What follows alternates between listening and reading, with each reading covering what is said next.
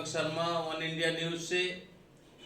आज हम मध्य प्रदेश के विधानसभा रैगांव, जहां अभी तक विधायक रही हमारे साथ कल्पना वर्मा जी साथ में है आज इंटरव्यू में, जहां उनसे हम बात करेंगे कि अब चुनाव आ गए हैं विधानसभा, पुनः उनको कांग्रेस पार्टी से उम्मीदवार बनाया गया है। कैसा रहेगा इस बार का चुनाव, क्योंकि इस बार बीएसपी भी चुनाव मैदान में है, बीजेपी भी है, विंध्य जनता पार्टी भी है। कैसा रहेगा चुनाव इस बार का, हम उनसे बात करेंगे। जी नमस्कार। जी नमस्कार। कैसा चुनाव है इस बार का, क्योंकि सभी पार्टियां अब प्रचार प्रसार में लगी हैं, सभी के नामांकन दाखिल हो गए हैं। क्या है चुनाव प्रचार प्रसार इस बार क्या है कि देखिए पूरे प्रदेश में कांग्रेस की लहर है और कहीं कोई दूसरी पार्टी है ही नहीं, सिर्फ कांग्रेस पार्टी है। बदलाव की लहर तो चल रही है, लेकिन अलग अलग जगहों में अलग अलग हवा चल रही है। क्या है आपके क्षेत्र में, क्या हवा है अभी? हमारे क्षेत्र में सिर्फ और सिर्फ कांग्रेस है और रैगांव विधानसभा की जनता माननीय कमलनाथ जी के ऊपर और मेरे ऊपर भरोसा कर रही है और जो आशीर्वाद उन्होंने पहले दिया था वही आशीर्वाद पुनः जनता देगी। बीजेपी के प्रत्याशी कह रहे हैं कि हमसे कुछ कमियां थी उस बार जब हम चुनाव लड़े थे, इसलिए हम सफल नहीं हो पाए। इस बार हम मजबूती से आ रहे हैं। वहीं भाजपा की सरकार रही है, बहुत सारी योजनाएं क्षेत्र के लोगों को मिला है। कांग्रेस से क्या लाभ मिला, विधायक मद के अलावा क्या और लाभ मिला? देखिए मुझे 1.5 साल का कार्यकाल मिला था और प्रदेश में बीजेपी की सरकार थी और 32 साल वहाँ भाजपा के विधायक रहे। तो 32 साल के विधायक ने वहाँ क्या किया? मंत्री भी रहे हैं और 20 साल से यहाँ सांसद भी हैं। केंद्र में भी सरकार है, प्रदेश में भी सरकार है, लेकिन पूरे मध्य प्रदेश में कहा जाए तो रैगांव विधानसभा इतनी पिछड़ी हुई विधानसभा सीट थी कि किसी विधायक ने कुछ किया ही नहीं। आप देखिए 1.5 साल के कार्यकाल में हमने वो कार्य किए हैं जो 32 साल में नहीं हुए। हमारी सरकार नहीं थी, जो भी हमको सरकार द्वारा फंड मिलता है, विधायक निधि मिलती है, उसके माध्यम से जो भी संभव हो सका है वो हमने कार्य करने का प्रयास किया है और प्रदेश के सभी अधिकारी कर्मचारी और मुख्यमंत्री जी से कई बार मिले, बातचीत करी और कई सारी ऐसी बड़ी उपलब्धियां लेकर आए हैं। जैसे कोठी को महाविद्यालय के लिए माननीय मुख्यमंत्री जी कई बार घोषणा किए लेकिन नहीं हुआ। इस बार हमने कई बार बात रखे, लड़े, विधानसभा में क्वेश्चन उठाया, तब जाके कोठी को महाविद्यालय की स्वीकृति मिली, रैगांव को थाना की स्वीकृति मिली और सिंहपुर को नगर पंचायत बनाने की स्वीकृति मिली।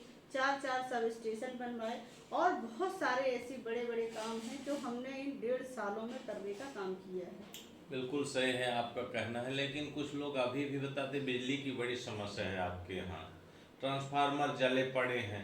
बिजली सबसे बड़ा मुद्दा है रैगांव क्षेत्र में, पूरे जिले में यह चर्चा है, सभी नेता हर पार्टी के ही कहते हैं, लेकिन कोई बड़ा पावर हाउस कुछ क्षेत्रों में नहीं बन पाया जिससे समस्या से निजात मिले। बिजली पर क्या है? देखिए क्या है कि सरकार हमारी थी नहीं, हमारी सरकार आएगी तो सारी ये जो समस्याएं हैं उनका समाधान किया जाएगा। बिजली की समस्या पूरे प्रदेश में है, केवल रैगांव विधानसभा बस में नहीं है, पूरे प्रदेश में बिजली की समस्याएं हैं और चूंकि रैगांव विधानसभा उपचुनाव में कांग्रेस की खाते में गई, इसलिए कहीं न कहीं शासन प्रशासन के ऊपर सरकार का भी दबाव है और बहुत सारे काम ऐसे हैं, बिजली का बिल जमा है, उसके बावजूद अधिकारी वहाँ ट्रांसफार्मर नहीं बदलते। हो सकता है वो सरकार के दबाव में है, इस वजह से वो ये सब कर रहे हैं, लेकिन सरकार भी जनता चुनती है और जनता ही परेशान है, तो ये जनता को भी समझ में आ रहा है और इस बार जनता सिर्फ और सिर्फ बदलाव के मूड में है। माननीय कमलनाथ जी ने कहा है कि हमारी सरकार आएगी 100 यूनिट बिजली का बिल हम माफ़ करेंगे और 200 यूनिट का हाफ करेंगे, हर महिला को 1500 रुपये प्रति माह देंगे और जो हमारे बुजुर्ग हैं उसके लिए वृद्धा पेंशन 600 से बढ़ा के 1200 रुपये करेंगे।